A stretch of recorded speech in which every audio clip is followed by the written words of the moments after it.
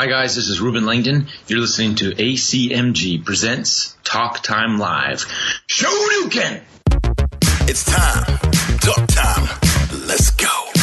Anime, comics, movies, and games. Come on and let's get it. Talk time. Anime, comics, movies, and games. Come on and let's get it. Talk time. Anime, comics, movies, and games. Come on and let's get it. Talk time. Anime, comics, movies, and games. Come on and let's get it. Talk time. Live. Started in the 80s with Matt Cross. Dudes in the hood might have called that soft, but I carried that cross like Jesus did. Fast forward, I teach the kids to learn how to let go, live life, and show love to all things that don't matter where y'all from. And luckily, there's a show called Talk Time. We've been waiting for this for a long time. Dax kicks the facts on all the geek news, special guests and unbiased reviews. Suburban kids, the hipster street dudes, all can learn something new. Me too. I heard words when no faith is empty. I stayed the course, so my haters tempt me. Beat the podcast, that'll make them envy. It ain't too trendy, it's A.C.M.G. Anime, comics, movies, and games. Come on and let's get it. Talk time. Anime, comics, movies, and games. Come on and let's get it. Talk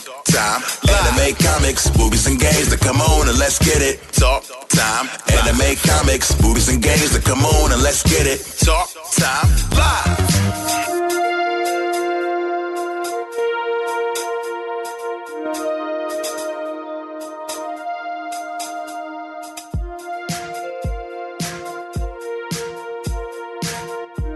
Ladies and gentlemen, welcome back. This is A.C.M.G. Presents Talk Time Live, the Prime Show. I am your host, Xavier Josiah. Folks, as I mentioned on our Select Start video game podcast, I was going to talk about this. I was going to address this situation as best I can with everything that I've discovered, found out, researched, and who I spoke with, and such like that.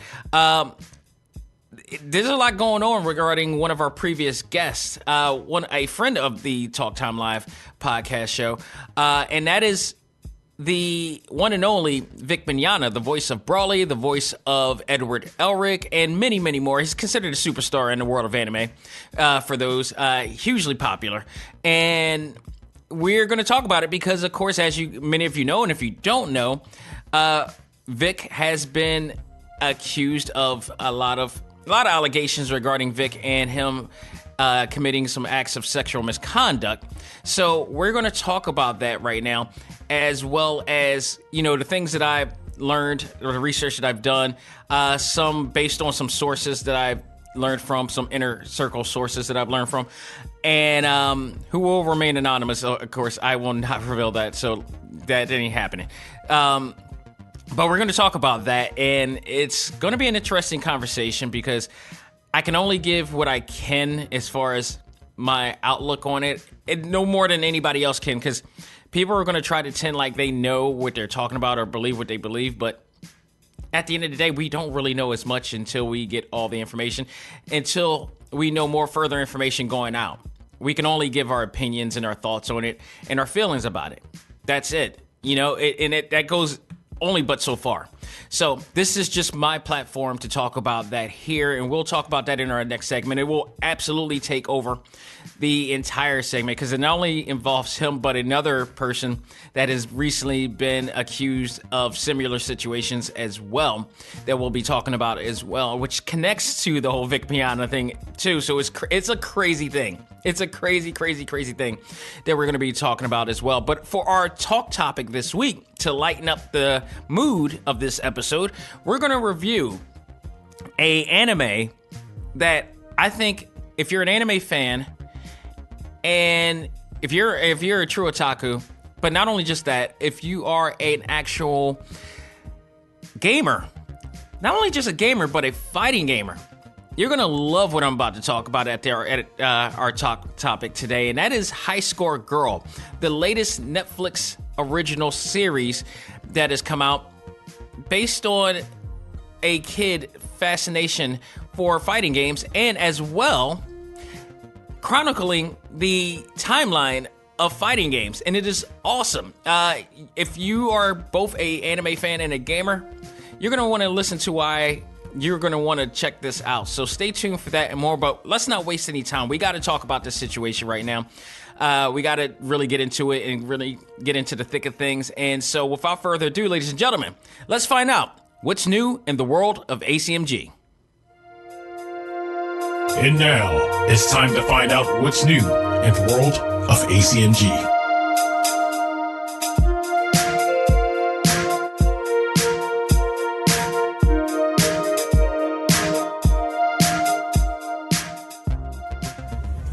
People here. As I've been reflecting over the last 10 days, over the last couple of weeks, I've been doing a lot of soul searching. You know, when difficult things happen, at first you're kind of angry, right? You're mad, but then you take a step back and you're like, what am I supposed to learn here? How could I be better? How could I do better?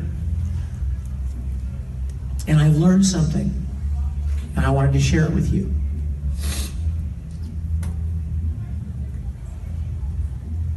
As long as I've been doing events, which is a long time, I've always been very demonstrative. Hug everybody, you know what I mean? That's just always been who I am.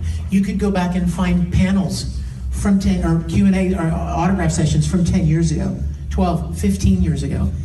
And I'm doing the same thing. That, in my mind, it's a way of saying thank you and expressing kindness and appreciation and warmth and support for a lot of people that could use it. You know what I'm talking about when I say that. But here's what I've learned.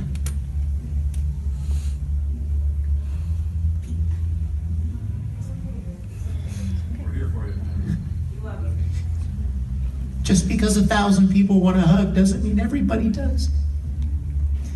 And I got really lazy. Over the years, I got really lazy. And I got used to being the same person all the time. And I was insensitive to the fact that there could be people out there that don't want that. And it has never, ever been my intention to offend or hurt anyone. All right, folks, what you actually heard was a clip from a recent video showing Vic Mignogna, which I believe it was from his fan club, as he addressed the situation that he is being accused of. You heard it in a sense, but if you see it, it's kind of an emotional video of Vic talking about, you know, the accusations upon him and being apologetic about it. And that's a really interesting video. It is online. You can check it out on YouTube. If you believe, if you look up Vic Mignogna online or whatever like that, it may pop up at this point. But the controversy with Vic is very interesting. Again, Vic Mignogna has been a friend of the show. He's been on twice now. He's been very nice. He's a very nice guy to me and very willing to come on the show to talk about things. And I deeply appreciate that. However, he's in a situation right now that he's under fire for years of sexual misconduct that has been accused by many. However, that I've seen were from anonymous comments and stories told on a blog of, you know, Vic Mignogna doing this. I would like to also point out that there are some people who are speaking out and some known people that are speaking out as well, such as Jamie Marchi, who actually is a actor. She does a lot of voice acting for games and anime, has her own podcast as well. And she actually spoke out on her experience with him as well. So there's a mix of information coming in from all different grounds and formats here. So what I'm going to do, first of all, I'm going to try not to go off key with this. I'm going to try my best not to go off, script with this because I've written this down. And I write like I write a term paper, so I tend to go off key from time to time. But I'm going to talk about what I've discovered, who I've spoken with, who I reached out to. Well, I won't say who I reached out to. I'll just consider them my inner circle sources. People who have actually, know Vic, worked with Vic in some cases, and, just based on his character, whatnot, what they thought of the situation. But it needs to be talked about. We got to address it. It is going to be here. And I'll give my thoughts on the whole thing, too, because it's really interesting here. So Vic has been accused by many anonymous congoers, as well now as people within his industry and people who work with him, of him committing acts of sexual misconduct.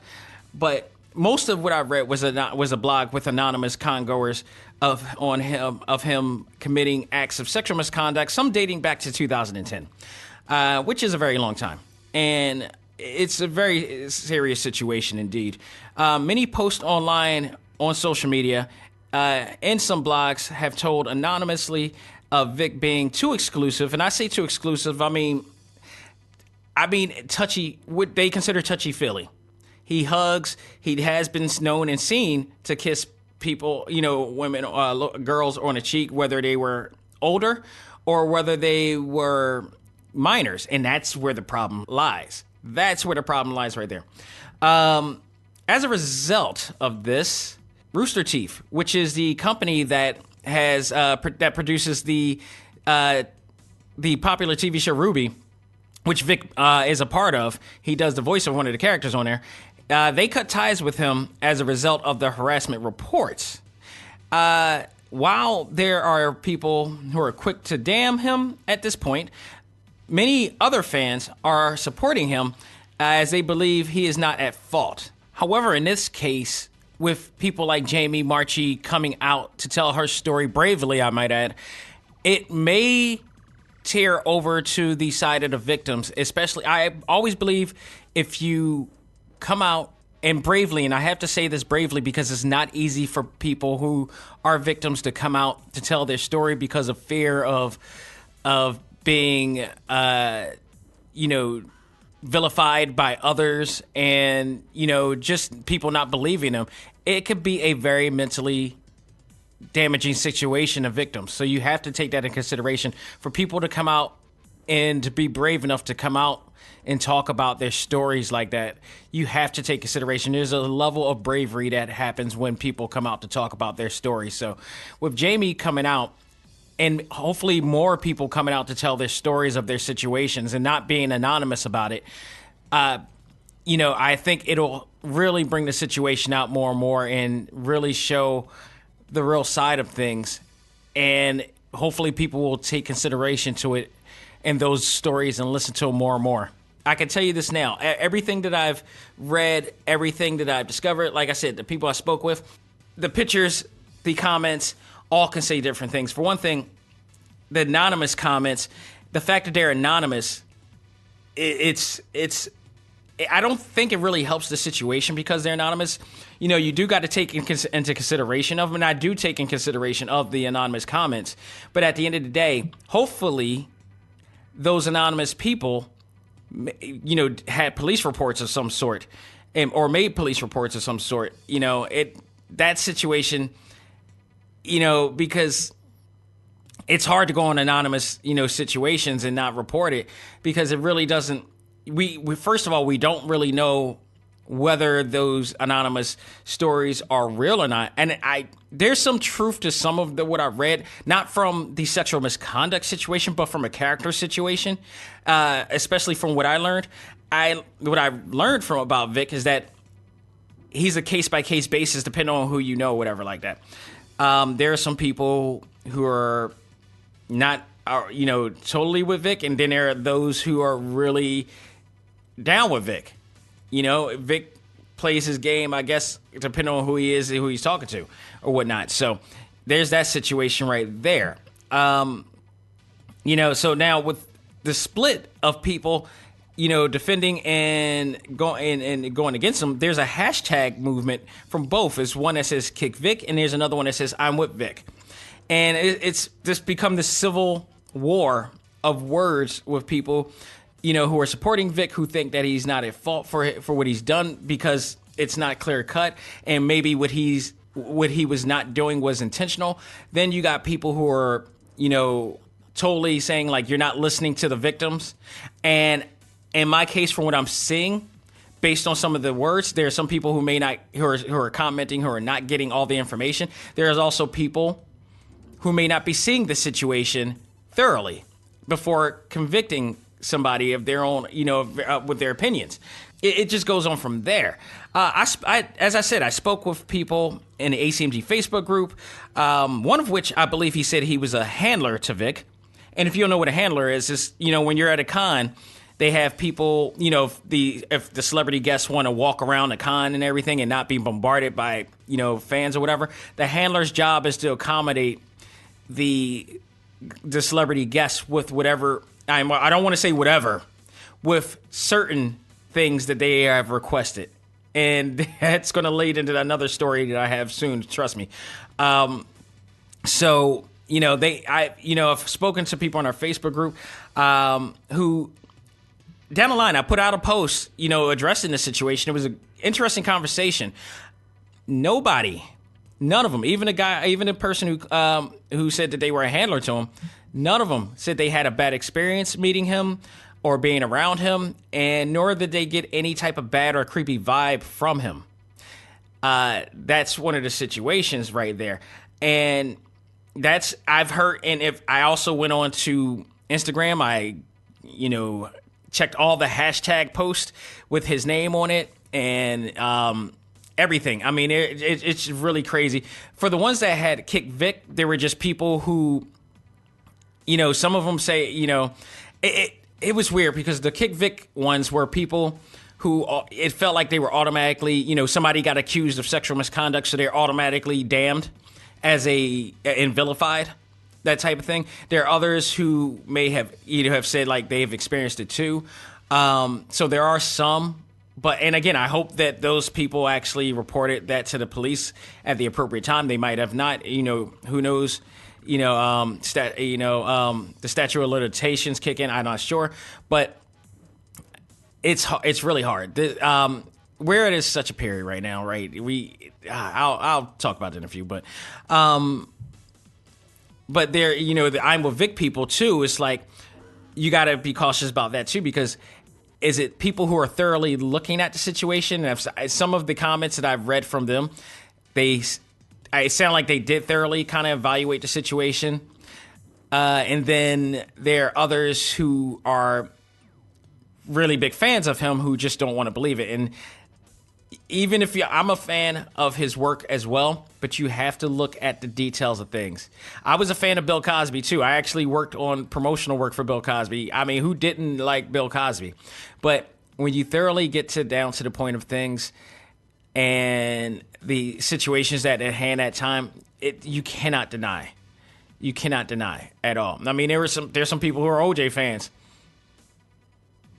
Enough said. I mean, it is what it is in this case. So I've also spoke to sources who know Vic on a more of a working level, especially, who also said that he has his quirks about him. It's a case-by-case basis with some of the sources that I've spoken with, but there are some that said he does have his quirks, such as his ego, his, the strong Christian beliefs that he does sometimes force upon people. And that was something new to me. I didn't know that this was a thing. And I learned this even more when I spoke to those sources and then reading some of the comments online. And I don't mean to laugh about it, but it's really crazy. When you read about it, because they do kind of match up in that case. That those characteristics catch up. So there's some really interesting stories about him and the Christian beliefs too. But also the other thing is that I've heard from both fans and sources that he does tend to be late at times to con appearances as well too. So these are all kind of like 80s superstar mentality to me. It's like not justifying anything on that note, because that was never a good thing, but it's just one of those things. It's like, some of those things you got to really check. I'm talking, as far as that situation, if that's what he's doing, you need to reevaluate that situation. But none of the sources told me or said that the accusations doesn't come off like a creepy guy. Like, he doesn't come off like a person with creepy or evil or malicious intentions, more or less than he has a way with him. He has a way with him that doesn't appeal to everybody, and not everybody can tolerate being around, a person with Vic's type of personality. Now, that is not to justify his means, but that is just what has been said by those who have had the chance to meet him. Of course, if you're a fan, you may have just met him one or twice, but you don't have that really intimate engagement with him like other people who may work with him or whatnot. So a one-time basis is fine, and you do have somewhat of a judge of character towards it, but if you are one of those types who do commit acts, sometimes you do tend to hide in plain sight, and you do tend to act differently accordingly to person to person. So it's not to say that that's what Vic is doing, but that could be a possibility at that, on that standpoint. So, I mean, it's happened with other, people who were accused and they were, convicted of, these type of crimes. So you do want to take in consideration of that as well. There's some people who tend to steer away from that aspect, but none of them really said, and there was never said anything like they never felt that he would be a guy that would, actually do anything like this, mostly because of his Christian beliefs. So, I mean, you could take that there, and I'm not saying the Christian, being that his Christian beliefs doesn't justify his being, but, if you're, as we know in the past, like that doesn't mean but so much in some cases, but it is said that he has a really strong Christian belief. So you would want to believe that he wouldn't commit such a, type of situation. And again, I've seen a lot of the photos, a lot of the video footage I've seen with him on air. He tends to really interact with fans in a way like I've seen none other. And he does it in a way that if you're like if you're a person, if you look at it, you would question that in a sense that I wouldn't do that, because that can become a firestorm, even if you're not ill intent on, doing what you're doing. Even if you're unbeknownst to you, it's probably not a good idea to do that because of situations like this right now, So again, at this time, I do want to point out that there's no reports of, or any knowledge of any reports of any police reports being filed or any police investigations going on right now. So we'll see as time goes by as to whether that will happen. And of course, we'll keep things developing as things go on from there. So here's my actual thoughts of the situation. I have, as I said, I work very closely, and I'm closely invested in other cases since I started the Protect and Save, campaign, trying to make sure that everybody in our A.C.M.G universe is safe from everything, and make sure that they can reach out if they are in a situation. Some actually have, and I do appreciate and thank them for doing it. And there are actual places that you can go to if you absolutely feel endangered. Way better places than what I'm going. There are hotlines for that as well.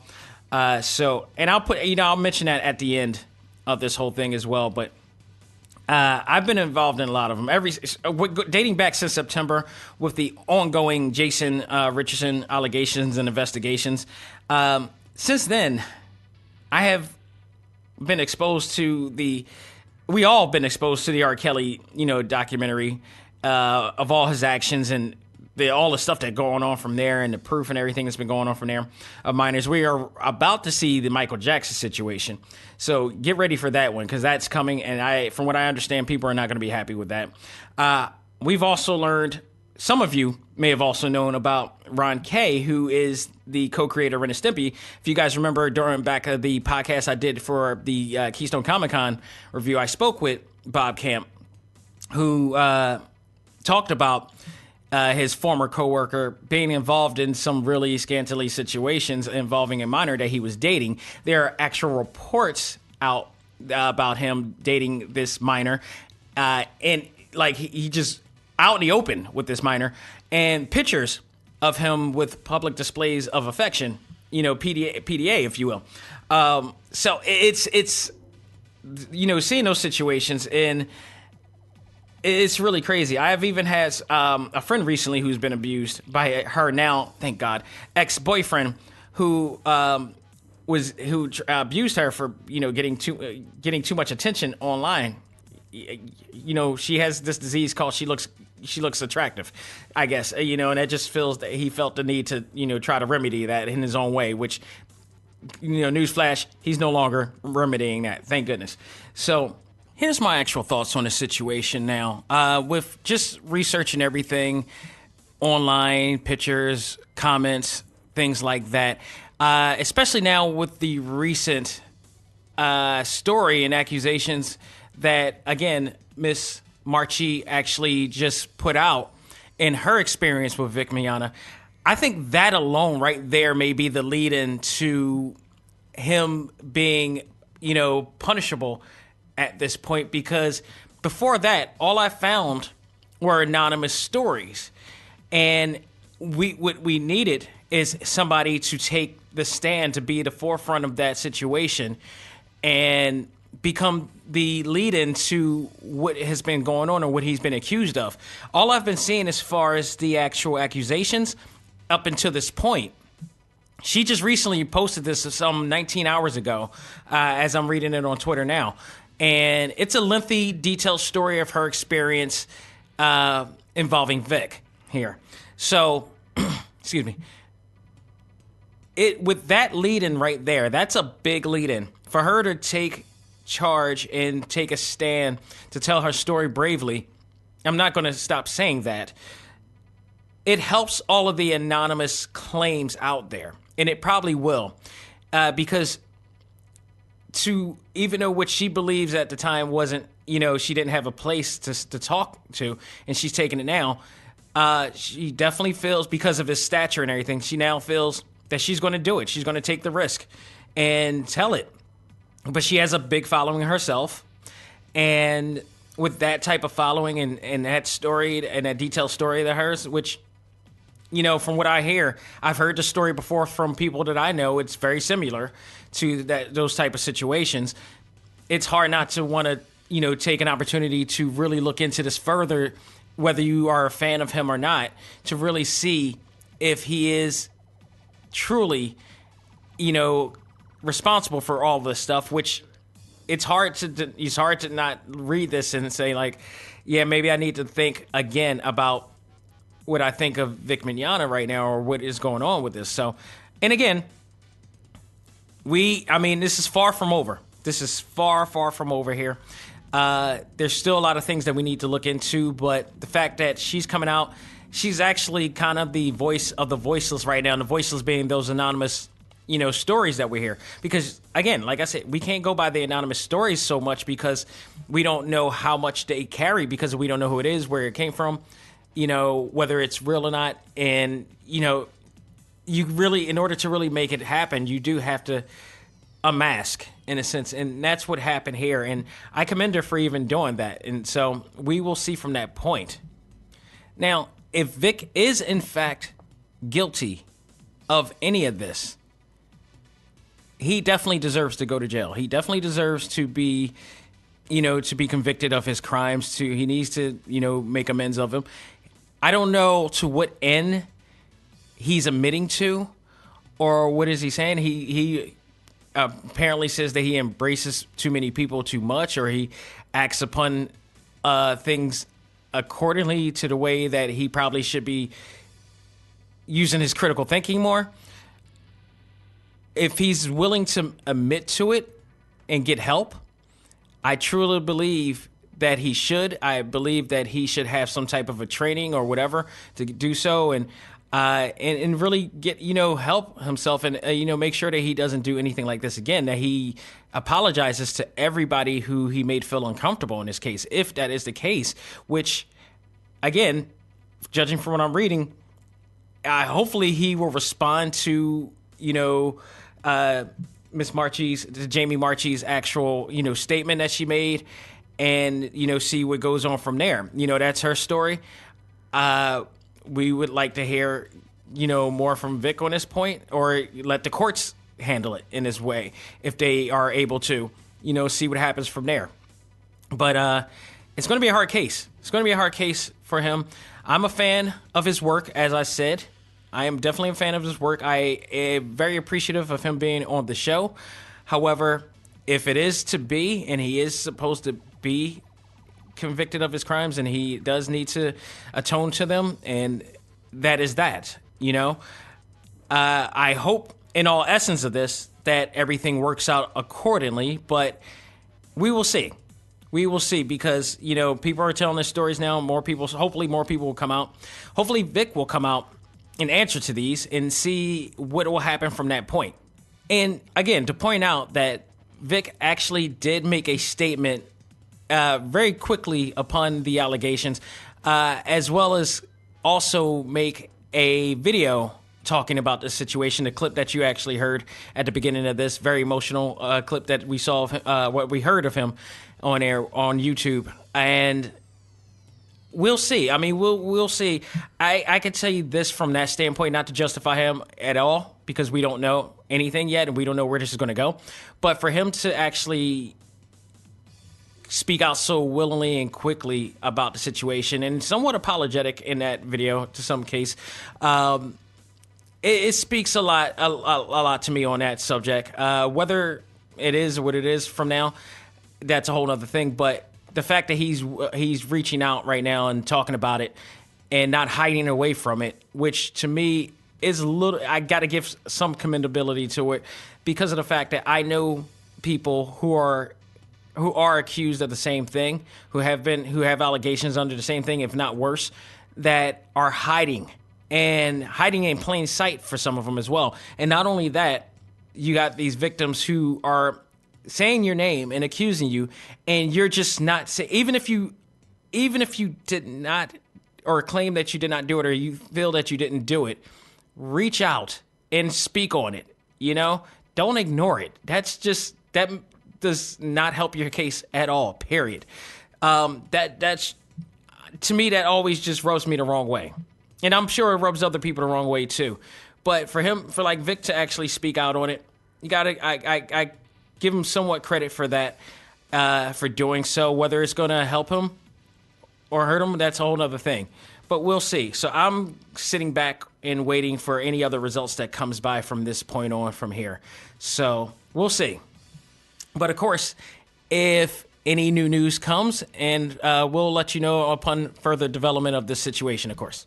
I should note that thanks to one of my A.C.M.G members, who goes by the name of Sarayu, that's her given name that she has on social media, she put me on point to a woman named Emily Lloyd, who worked as a handler at a previous con event in her town, who recently came out with very detailed posts on Instagram talking about an issue she had with actor Neil Kaplan. If you don't know that name, you know the voice that he played.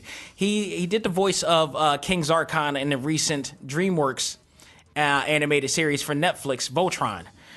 He's definitely on there. He plays that character. He plays a ton of other characters on video games and TV shows as well, on an animated series as well. He went out of his way. What happened was, basically, he went out of his way to voice his opinion and attack. Well, he says he voiced his opinion. It felt like an attack on Vic for the allegations that he's been getting on social media.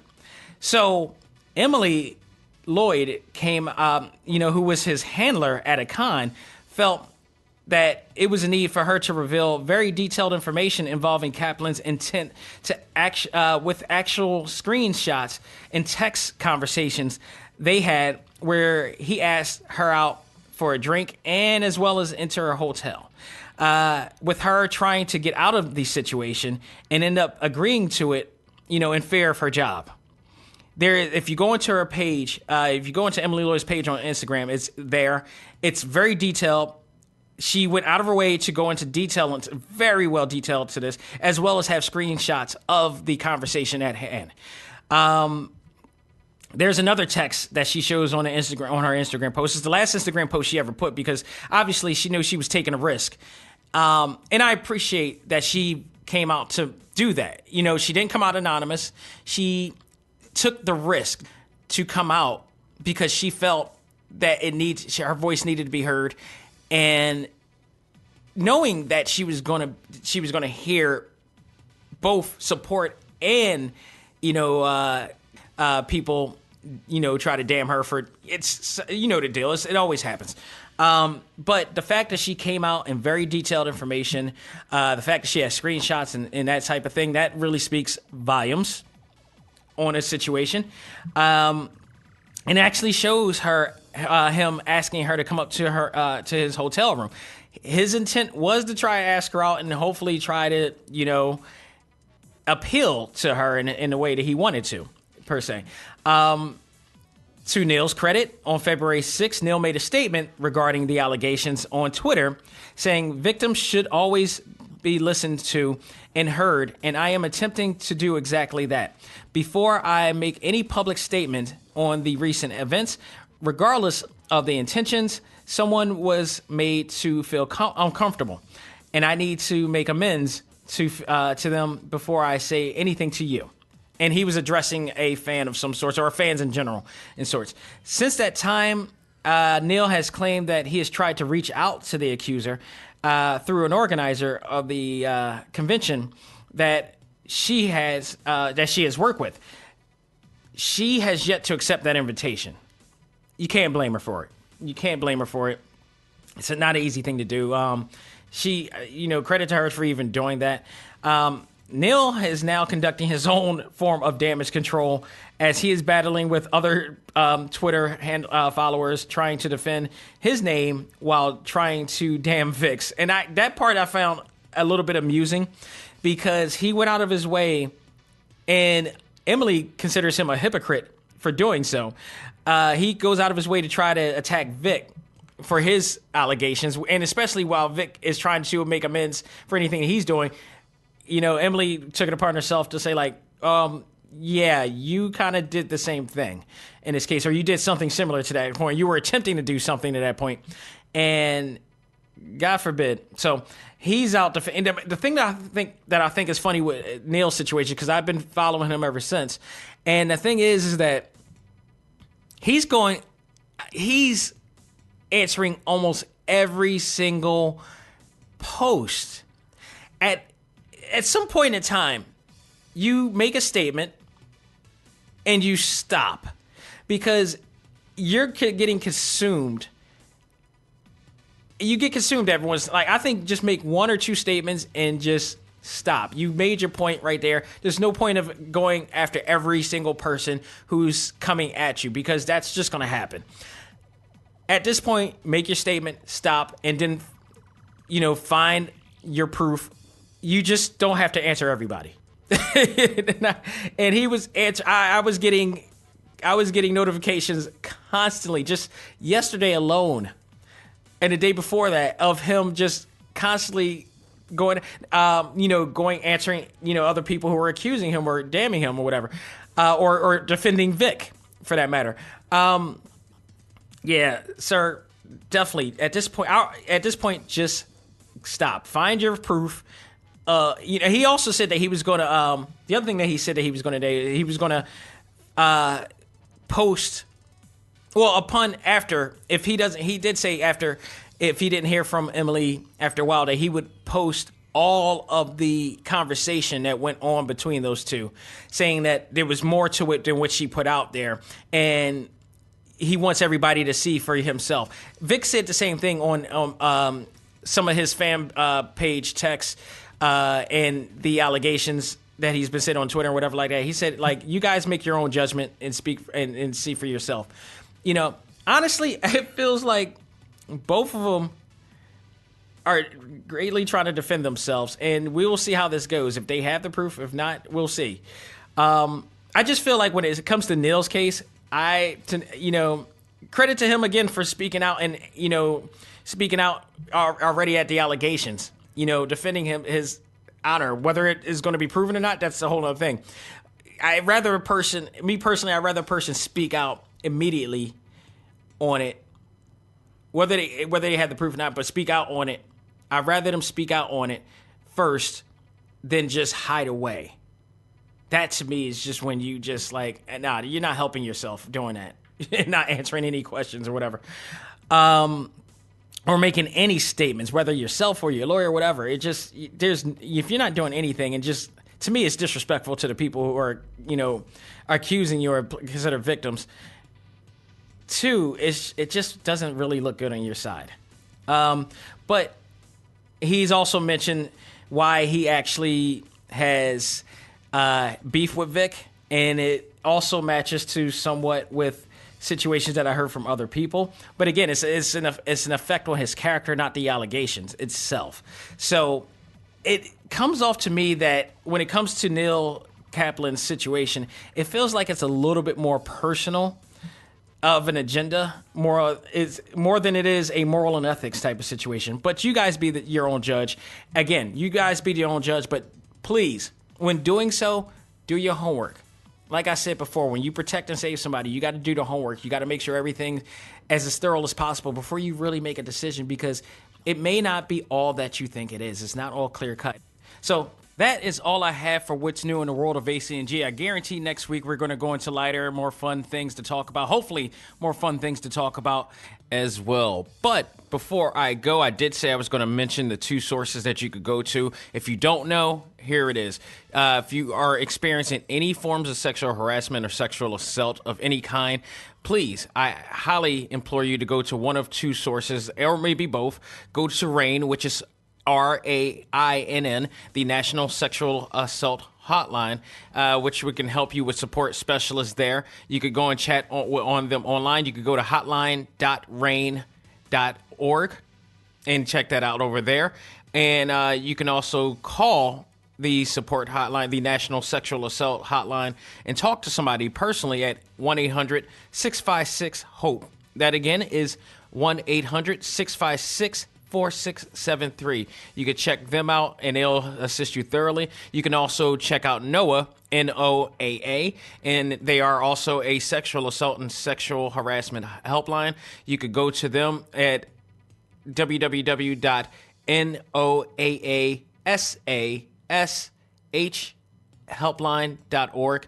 You could go there. I know you can also check out their number at 866-288-6558 to call NOAA, or you could text NOAA using the number 202-355-0265, and they will help you thoroughly. If you have any friends or family that are experiencing this, please help them out accordingly. Find out all the information you can and direct them to these areas right here. And definitely, if it's recent, especially call the cops, get a report out. Handle it as possible. We're trying to clean up everything that's going on this year leading into 2020 and beyond to make a better place for everybody to be able to have the opportunity to enjoy life together safely. So with that said, we're just going to take a break, come back, and talk about something a little lighter as we review the Netflix original anime series, High Score Girl. If you're a fan of games, if you're a fan of anime, if you're especially a fan of Street Fighter and all fighting games in general, you're going to love this. We'll do that right after this. Ladies and gentlemen, this is Dak Xavier Josiah, the host of A.C.M.G. Presents Talk Time Live, the podcast. You want to catch up with all of our podcast shows and hear from some of the hottest names in all of anime, comics, movies, and games, such as... This is Miley Flanagan, the voice of Naruto. This is Stephanie Shea, the voice of Sailor Moon. This is Ruben Langdon, voice of Ken Masters and Dante from Devil May Cry. Hey there, this is Kyle Hebert, the voice of Ryu from Street Fighter V. This is Chris Battle, character designer of Teen Titans Go. Here's your chance to check out all of that and more on TalkTimeLive.com. TalkTimeLive.com provides all of our ACMG content with new and previous episodes, exclusive interviews, articles, and much more. Visit TalkTimeLive.com and let us help you learn to let go, live life, and love all things ACMG. Talk Time Live. This is Amanda Celine Miller, the voice of Boruto and Sailor Jupiter, and you are listening to ACMG Presents Talk Time Live. Do it. And now it's time for our talk topic of the week. Ready? Fight!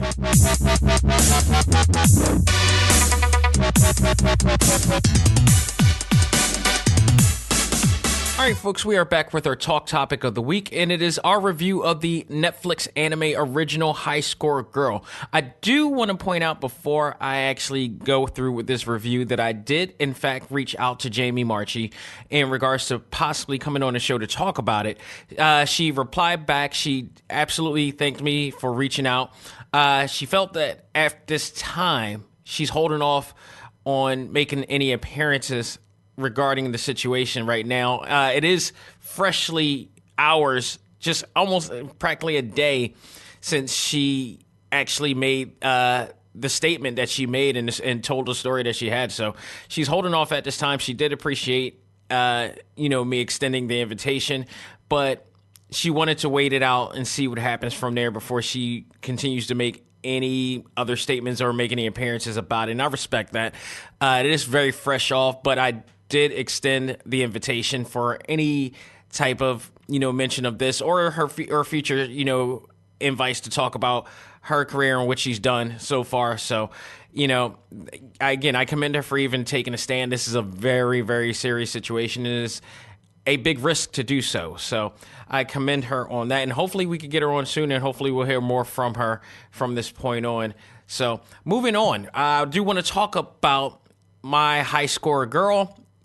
I looked in Netflix. For some reason, this drew into me. Of course, it did say high score, so normally it's going to relate to video games. And I was like, all right, bet. I'll put this aside for now, check it out in due time. There was so much I was checking out, as always. So I finally decided to jump on this. And I'm really glad I did, but also it's one of those situations where you kick yourself in the ass thinking, why didn't I do this sooner? As a gamer, I feel like I disrespected myself in the gaming community. As an anime fan, I feel like I disrespected the anime community. So why this is such a good, really, really good anime and an anime series. Well, this is not an OVA. I thought this was going to be like an OVA, like 13 episode series, and it was just it. No, they left you hanging, and I hate them for it, and thank you very much for that. So basically, as I said, if you're a hardcore gamer, and especially a fighting gamer, you cannot, you have to watch this anime. You really have to. It really pays homage to so many games and just a timeline of fighting game history. But not just fighting game history, game console history. They do a really great job of chronicling that. And as it's almost like it's its own character in itself. That they focus on the timelines of when these games came out and when these consoles came out. And it just brings you back such a nostalgic feel. It is absolutely awesome. So let me get with the story real quick. And then I'll run down the characters. And just really, it's cool. And they did something here. They did something here that was really kind of sneaky, in my opinion, with this, especially for male anime fans who don't normally watch this type of anime. They snuck in a dangling carrot, if you will, for this. So I thought this was an awesome way to do it. So let's go on with the story here.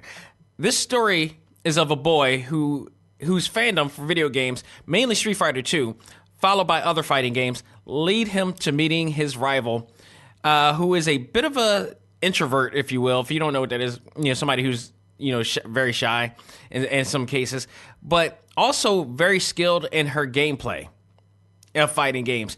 This leads to the two bonding a really cool friendship, a really heartwarming friendship, if you will, through their rivalry, which also begs the question of their true affection for each other throughout the years. So without even spoiling it, I can't even tell you why, because I really need you to see this and understand why. There's some twists and turns in this whole entire series. So the main characters of this is Hiro Yaguchi, and he is the main character, the big fan of fighting games. Some may say otaku. Now, here's the thing. For those who don't know, you may know the term otaku, or you may have heard that term. In America, that means a fan of anime.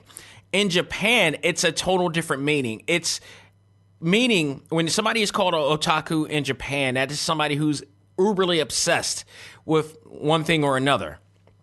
So we're fans. We call our fans, because in reference and honor and homage to anime. But otaku in Japan could be can be somebody who's obsessive to any type of thing, any form of fandom that they like. It doesn't have to be anime. It just, they're just really geeking out and obsessive for that. And that's the way that Yaguchi is acting in this series, like a true blue otaku. So he is uberly obsessed with not only with Street Fighter alone, but all fighting games, and he is very well skilled in it, and he has long winning streaks as well. He not only that, I believe the cool part, I believe this was episode 1 or 2, is where now it's probably episode 1 when he first met Ono, and he tried to do what is one of the coolest techniques I've only seen in Japan do. To be able to play the game so well that they could play with one hand. If you see that on this episode and think that doesn't happen, that is an actual technique in Japan that I first discovered and saw. And there may still be actual gameplay footage of this out online for Virtual Fighter. I believe it was Virtual Fighter 3, 4, or 5. One of them.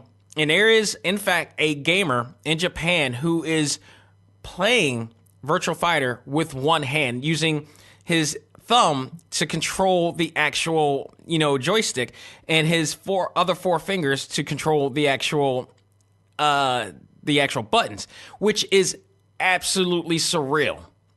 I mean, it is a real technique that they do. I don't know if people are still doing it in Japan, but that is insane. Credit to whoever. That was at a time before there was E-League tournaments or competitions. There was a time when you couldn't mess with Japan. Japan was a force to be reckoned with back then when it came to competition gaming, and what we now consider E-League sport gaming. You could not mess with those cats in Japan. They were hardcore. First of all, they got it first. They got those games first, and then we shortly get them afterwards, and we were left behind. So, but even still, they were always just far and away ahead. Now, not so much today. It's obviously we have what it takes to take on people in Japan. We've seen EVO tournaments now. We've seen E-League tournaments, and they are not as good as what they used to be. There's still some really great, players out there, but back then it was so many more at the time. I mean, there's some legends over there. But it's insane. So then we got Akira Ono, who is what I call the introvert of the two. She is a girl who is pretty much, communicates through gaming. That's the only way you can understand, or at least the only way Yaguchi understands how to talk to her or to experience with her. So, she never speaks a word, but expresses her feelings through defeating enemies in arcades. Ono is from a wealthy family and her family forbids her from interacting in arcades and hanging out, in other places like this. So Ono tends to sneak away from time to time to finally meet up with Yaguchi and thus, begins to gather feelings for him because of their interactions and their competitions together. So I believe her parents are trying to get her to, be, like a debutante type of, situation, learn violin, just be the upperclassman, if you will, in society. But she's a huge gamer. She loves it. It's her only way of really expressing herself. So she goes through that. And Yaguchi is one of the only people that really understands her to that extent. He doesn't really know and see her in any other way other than a platonic friend, but I think she actually is falling for him in a more affectionate way. So you got that going on, but there is a twist to this because there's sort of a triangle situation here, which is a bit like any other anime that you ever seen, like Tenchi Muyo or anything like that. There's always the middle guy, which is him. Then you have Koharu Hadaka, for that matter. Hadaka is a character that appears years later and is into the series, where she develops an interest in Yaguchi as well. She admires his passion for gaming, and from that, she begins to show interest in both him and video games.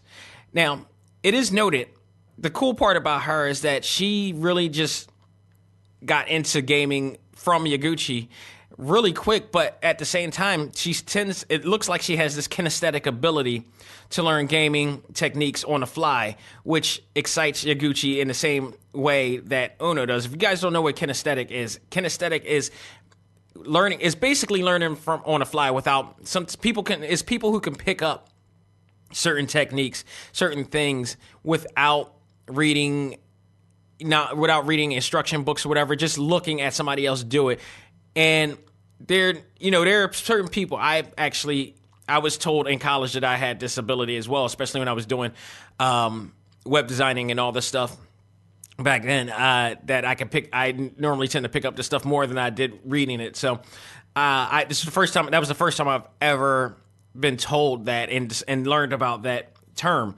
So, but it looks like she does the same exact thing. So, Yaguchi's mom in here is by far the funniest of the bunch. Like, if you've seen any anime where the moms were always trying to push their sons, I forgot what anime I was actually watching or reviewing before, but there was another mom, one of two moms that actually had a son, and they were pushing the son to rather interact with a girl or even tried to get them laid in some cases. But this just seems to be a running type of gag for Japan. It's hilarious. But once again, you have those type of moms that do that in here, and she's really cool. She actually, the coolest part about her, she does annoy Yaguchi, but she also encourages him into gaming. Like, she will buy him. She's like every kid's dream, every kid boy's dream and gamer's dream of having a parent like this who really encourages them to play games. I mean, he does really good in school. He passes his tests and all this stuff. So she rewards him every so often and really encourages to get new games for him or game consoles for him. She keeps him up to date. I thought that was a really cool thing right there. So shout out to that mom, of course. So there are minor characters in the show, but the show actually more focuses on those four pretty much. It was actually more of those three at this time. So, but the mom is like still there from time to time. She does play a factor. If anybody's a character, it's the timeline of games in here, and they really nail home the nostalgia factor here for gamers, as they present a timeline of classic games like Street Fighter 2 and all the versions of Street Fighter 2. He talks about them all in this series. SNK Neo Geo games like Fatal Fury, Art of Fighting, King of Fighters, all that stuff is in here, and more games that you probably have played if you're an import gamer like I was. There were some games in there I was like, whoa, I can't believe it was, they're talking about this, and such like that. They also show many other non-fighting games as well in consoles, such as like the TurboGrafx 16. I saw Bunk in here, of all things. Like, I don't even think kids today even know what the hell Bunk is. That's a classic deal. So they show that Sega Saturn, PS1, and many more games here. This show really plays with games and really easing them into truly really, like, if you're a gamer, if you're a I guess it's called like a shoujo anime fan, which is like the male version, action-packed male, masculinely, anime. They kind of fool you in here. They dangle this carrot into you, but you're actually watching like maybe a shoji, which is, I believe, if I'm correct, is the female, type of, anime. This is actually more of a dramedy that normally most male anime fans would not even get into. But adding the game and the gamer aspect into it, you really get drawn in. And then furthermore, it really brings you into the story of the three and actually four characteristics of this anime, of this series. If you take away the gaming aspect of it, you will find a very sweet coming of age tale of love, which is not a bad thing. It's really not a bad thing. I think they did a great job, icing the proverbial cake of, putting games in there. Because then you had this, now you're drawn into the game aspect, but you're also drawn into the connection of Yaguchi, Ono, and Hidaka in here now. So it's like I love the way they kind of led you to the trap here, and it was worth it. It's very much worth it. They did a great job balancing all of those aspects in together as well. You know, characters that are very likable and relatable at best. You know, this is indeed not only a tale of human love, but also a love letter to fighting games and gaming history told very well. And with that, I give this a A+. You got to go out of your way to check this out if you haven't seen it yet. Go out of your way. If you own Netflix, they not only have the first season on there, but they also have it in English and dub, so which is awesome as well. Go out of your way to check it out. I'm pretty sure, don't quote me on it, but I'm pretty sure you may be able to find it elsewhere in other means to find it. But if you're a Netflix fan, it's already there. It's easy for you. You got auto play, so you could just stream right through it and binge right through it. And they do leave you hanging, hoping for another season. And at this point, I was really kind of pissed because they left you really hanging here. Netflix, don't play. Give this another season.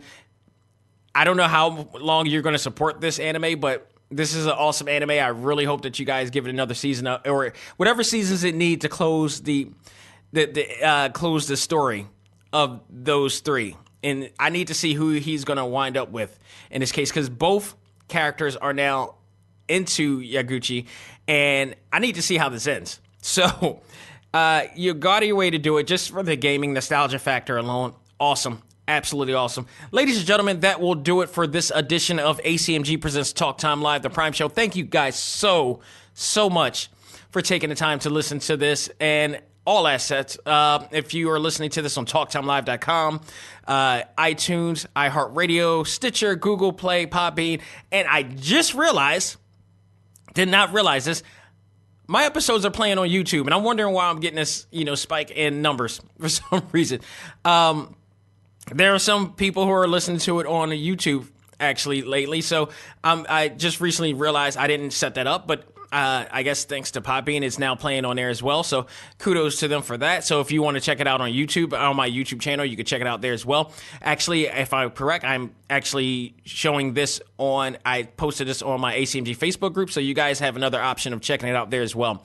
Again, thank you all so very much for checking it out. Please, for this episode's sake, period. Again, if you know people who are in danger of sexual assault or sexual harassment, abuse, whatever, go out of your way to help them out. Protect and save the ones you love.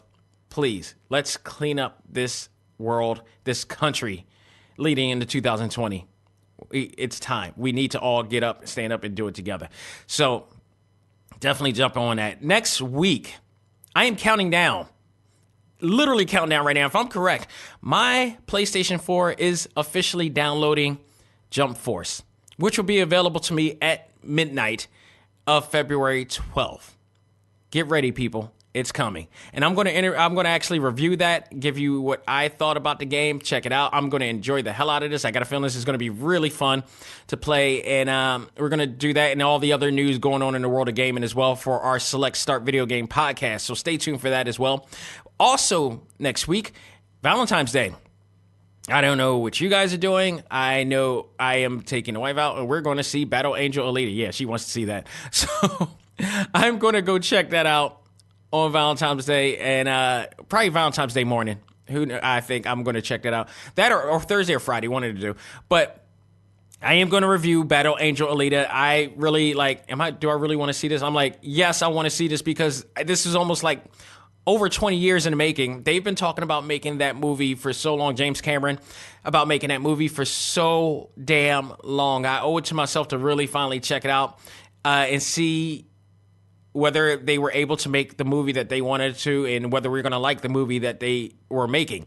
So this Sunday, that will be the absolute review and focus for our talk topic. So stay tuned. Hopefully we'll get more news on everything that's going on from the news that we were talking about this week and more. So stay tuned for that and much, much more. For now, everybody, thank you. Have a great week. And all I got to say is learn to let go, live life, and love all things anime, comics, movies, and games. This is A.C.M.G. Presents Talk Time Live. I am out of here. Stay safe and have a great week.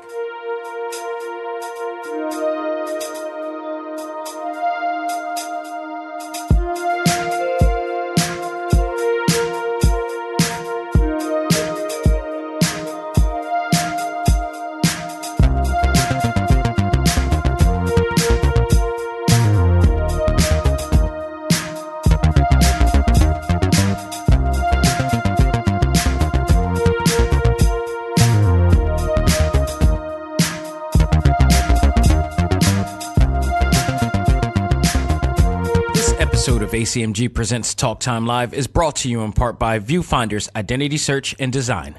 Your choice for web design, graphic design, and all multimedia development needs. Visit VFISAD.com and let us bring your vision to reality.